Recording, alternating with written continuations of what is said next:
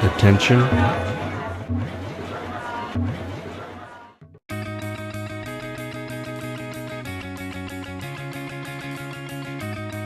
Hi, my name is Erica Olson.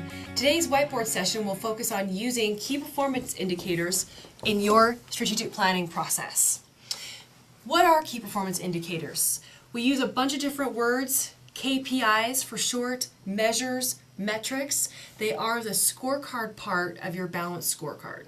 So we're just focusing on the measure itself and some best practices around setting them, what needs to go into them, and how we use them. So, with that in mind, there's 3 types of key performance indicators.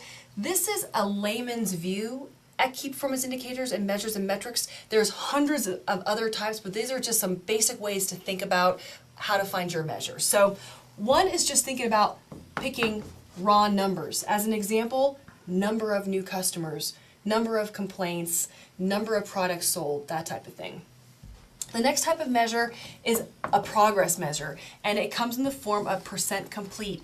Very project oriented, what percent complete is the item. And then the last type of measure is a change percentage or a directional measure. So increase in sales is an example over last period. So last month, last week, last year, whatever the case may be.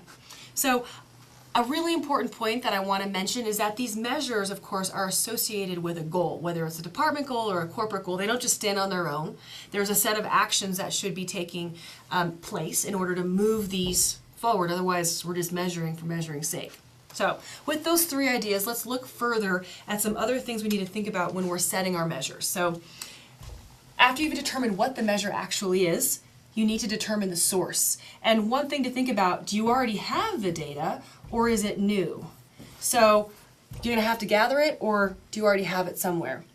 So a source might be your CRM system. On your progress stuff, it might be your project plan. For a sales, a change metric, in this case it's sales, it might be your P&L, your financial system. So where are we getting the data? I think it's really important to actually include that note in your plan so you remember month over month what you're calculating.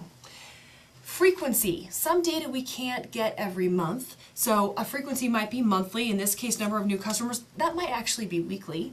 Quarterly, and then we have our sales, of course, that would be monthly as well.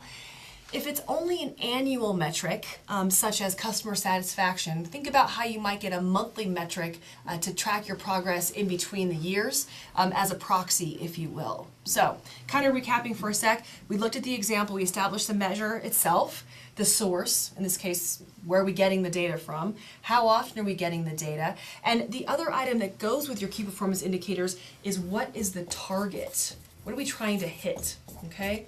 So that is actually the goal in place.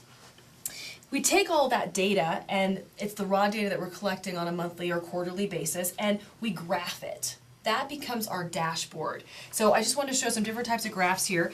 On our raw numbers, we've got sort of just raw numbers, number of new customers. In this case, we're showing 3 months. A progress indicator is actually a snapshot, in this case, kind of looking like a gas tank. What percent complete from 0 to 100%, kind of a nice gauge, nice way to see that data. And then, of course, change metrics are best displayed in a line graph to show progress.